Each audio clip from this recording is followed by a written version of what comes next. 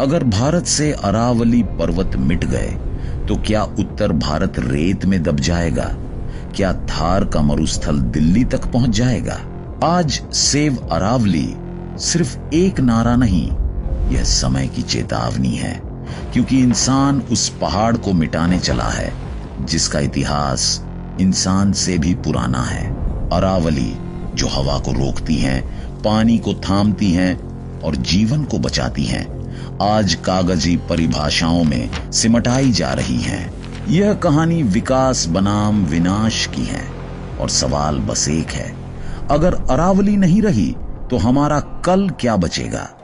अरावली पर्वत कोई साधारण पहाड़ी श्रृंखला नहीं है, यह भारत की भूगर्भीय स्मृति है, धरती का जीवित इतिहास, जहां हिमालय एक नवीन वलित पर्वत है जो आज भी टेक्टोनिक प्लेटों की टक्कर से ऊंचा उठ रहा है, वहीं अरावली एक प्राचीन पर्वतमाला है, इतनी पुरानी कि इसका जन्म प्री कैम्ब्रियन युग में हुआ था।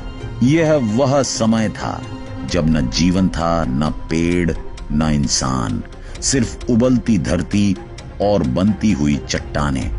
अरावली तब खड़ी थी जब इंसान का नामो निशान भी नहीं था। यह पर्वत श्रृंखला हजारों नहीं बल्कि करोड़ों वर्षों से इस भूमि की रक्षा करती आ रही है।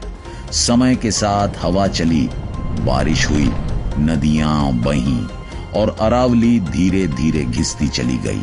इसी लंबे अपरदन की वजह से आज इसकी ऊंचाई कम दिखती है। इसी कारण भूगोल में इसे अवशिष्ट पर्वत कहा जाता है।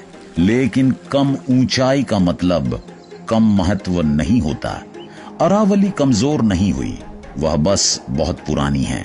यह वह पहाड़ है जिसने रेगिस्तान को रोका, हवाओं को थामा और उत्तर भारत को सांस लेने लायक बनाया। आज अगर कोई इसे सिर्फ मीटर में नापने की कोशिश करता है तो वह अरावली नहीं बल्कि इतिहास को माप रहा है, और इतिहास कभी स्केल से नहीं नापा जाता। आज जब हम अरावली को देखते हैं तो कई लोग एक सवाल पूछते हैं, ये पहाड़ इतने छोटे क्यों हैं? इस सवाल का जवाब छिपा है समय में। अरावली नई नहीं है, यह हिमालय की तरह आज नहीं बन रही। यह करोड़ों साल पहले बन चुकी थी और तब से प्रकृति ने इस पर अपना काम किया है। हवा ने इसकी चोटियों को घिसा, बारिश ने इसकी चट्टानों को काटा, नदियां इसके शरीर से रास्ता बनाकर बहती रहीं। इस निरंतर प्रक्रिया को भूगोल में कहते हैं अपरदन या इरोजन। हजारों नहीं, लाखों नहीं बल्कि करोड़ों वर्षों तक चले इस अपरदन ने अरावली की ऊंचाई को धीरे धीरे कम कर दिया। जहां हिमालय आज भी उठ रहा है, वहीं अरावली बहुत पहले स्थिर हो चुकी थी। और जब कोई पर्वत स्थिर होता है तो प्रकृति उसे धीरे धीरे वापस मिट्टी में बदलने लगती है। यही कारण है कि अरावली आज एक सतत ऊंची श्रृंखला की तरह नहीं दिखती। बीच बीच में गैप हैं, कुछ हिस्से पहाड़ी हैं, कुछ समतल हो चुके हैं, लेकिन यह टूटन कमजोरी नहीं है, यह उम्र का प्रमाण है। समस्या तब शुरू होती है जब इंसान इस प्राकृतिक अपरदन को अपने स्वार्थ से तेज कर देता है। अवैध खनन, जंगलों की कटाई और अंधाधुंध निर्माण से प्रकृति ने अरावली को करोड़ों साल में बदला। इंसान उसे कुछ दशकों में मिटाने पर तुला है, और यही फर्क है प्राकृतिक बदलाव और मानव विनाश के बीच। अरावली पर्वत को समझने के लिए सिर्फ इतिहास नहीं, उसका भूगोल समझना भी जरूरी है। अरावली की शुरुआत होती है गुजरात से। यह राजस्थान के हृदय को चीरती हुई हरियाणा से गुजरती है और अंत में दिल्ली में रायसीना हिल, राष्ट्रपति भवन के पास जाकर शांत हो जाती है। इसकी कुल लंबाई लगभग 692 किलोमीटर है, लेकिन इस पूरी लंबाई का सबसे बड़ा बोझ राजस्थान उठाता है, करीब 550 किलोमीटर, यानी लगभग 80 से 85% अरावली सिर्फ राजस्थान में स्थित हैं। यही कारण है कि सेव अरावली की सबसे तेज आवाज राजस्थान से उठती है।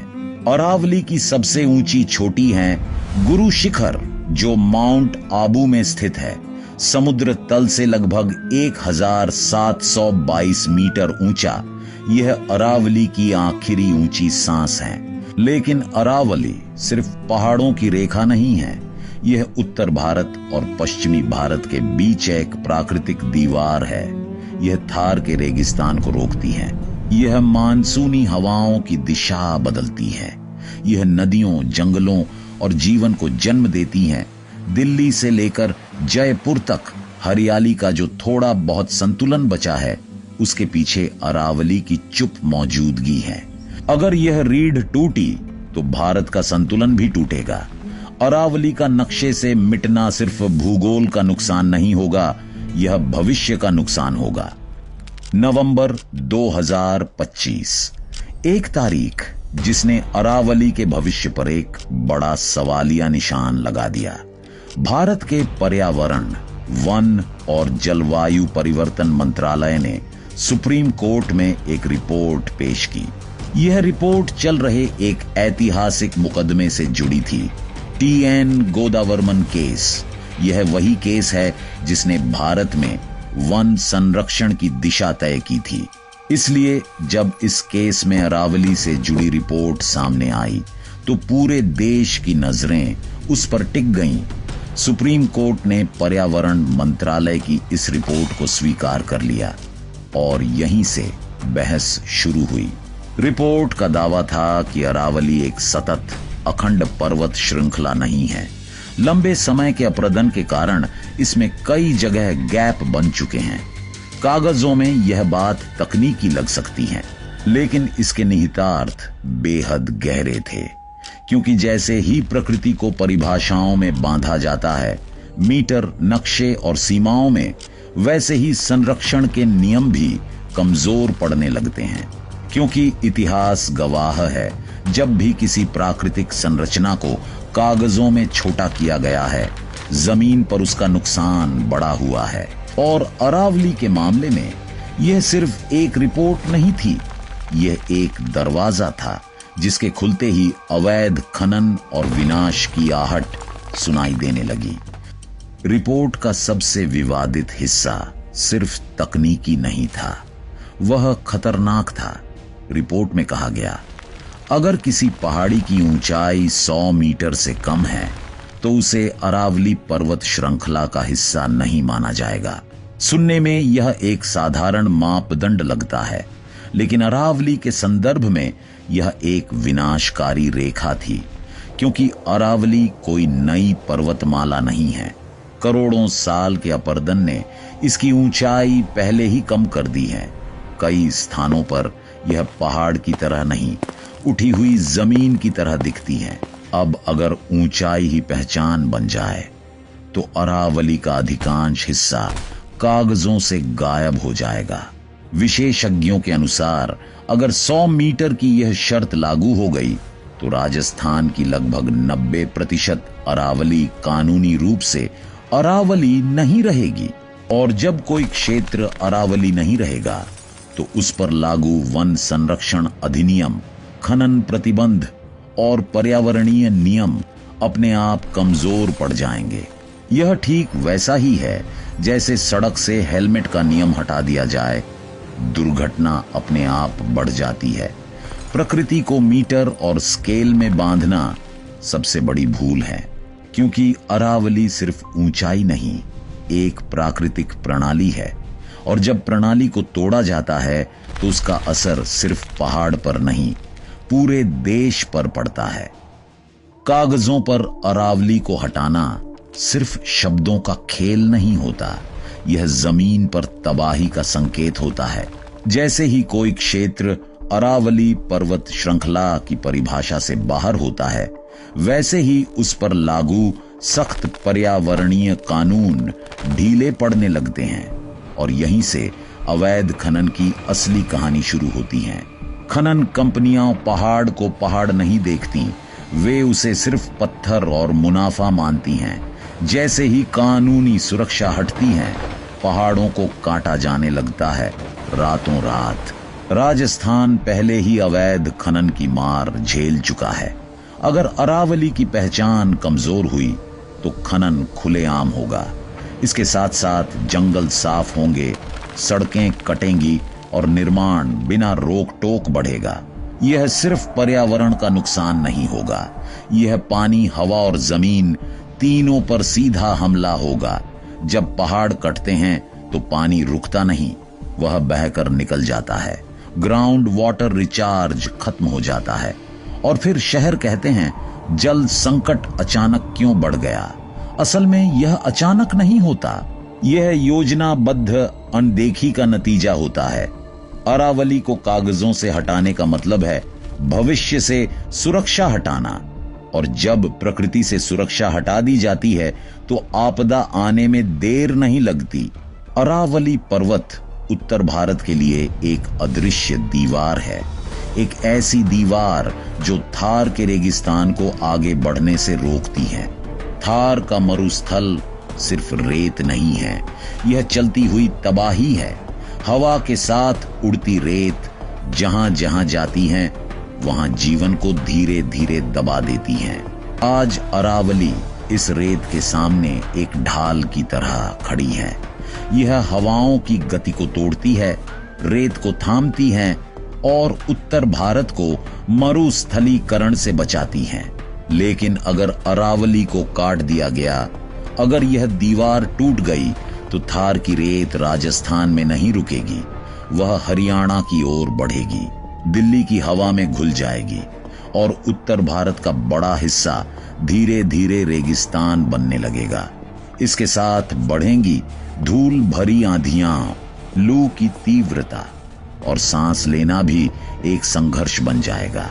यह सिर्फ मौसम का बदलाव नहीं होगा, यह जीवन शैली का संकट होगा। खेती की जमीन बंजर होने लगेगी, पानी मिट्टी में टिकेगा नहीं और लोग पूछेंगे सब कुछ इतना सूखा क्यों हो गया। उस समय जवाब साफ होगा, क्योंकि अरावली नहीं रही। रेगिस्तान को रोकने वाला जब ढा जाता है तो हरियाली को बचाने वाला कोई नहीं बचता। अरावली का सबसे बड़ा योगदान हवा या रेत नहीं, पानी है। जब बादल अरावली से टकराते हैं तो बारिश सिर्फ गिरती नहीं, वह जमीन के भीतर उतरती है। चट्टानों के बीच रिसती हुई यह बारिश ग्राउंड वाटर को रिचार्ज करती है। अरावली की चट्टानें प्राकृतिक जल संग्रहण प्रणाली हैं। यहीं से निकलती हैं कई छोटी बड़ी नदियां जो खेतों, जंगलों और शहरों को जिंदगी देती हैं। लेकिन जब पहाड़ कटते हैं तो पानी रुकता नहीं, वह बहकर निकल जाता है। जमीन के नीचे जाने का समय ही नहीं मिलता। नतीजा, कुएं सूखने लगते हैं, हैंडपंप जवाब दे देते हैं और शहर टैंकरों पर निर्भर हो जाते हैं। अरावली के जंगल सिर्फ पेड़ नहीं हैं, वे तापमान को संतुलित करते हैं, मिट्टी को बांध कर रखते हैं और हजारों जीव जंतुओं को आश्रय देते हैं। अगर अरावली खत्म हुई तो जैव विविधता भी खत्म होगी। पक्षी, जानवर, कीट सब धीरे धीरे गायब होने लगेंगे और जब प्रकृति की कड़ियां टूटती हैं तो इंसान भी सुरक्षित नहीं रहता। जल संकट बढ़ेगा, खेती कमजोर होगी और फिर यह संकट जीवन संकट बन जाएगा। अरावली इसलिए जरूरी नहीं है क्योंकि वह पहाड़ है, बल्कि इसलिए जरूरी है क्योंकि वह जीवन है। अरावली कोई 100 मीटर की परिभाषा नहीं है, यह भारत की ढाल है, हमारी संस्कृति की जड़ है और हमारे भविष्य का प्रहरी है। जिसने रेगिस्तान को रोका, जिसने हरियाली को थामा, उसे कागजों में मिटाया नहीं जा सकता। क्योंकि जब अरावली बचेगी तभी पानी बचेगा, खेती बचेगी और जीवन बचेगा। अरावली को बचाना प्रकृति को नहीं, खुद को बचाना है। अगर भारत को बचाना है तो अरावली को बचाना होगा। इस वीडियो को लाइक करें, शेयर करें ताकि आवाज पहुंचे दूर दूर तक। सब्सक्राइब करें क्योंकि ये लड़ाई अभी खत्म नहीं हुई है। जय हिंद।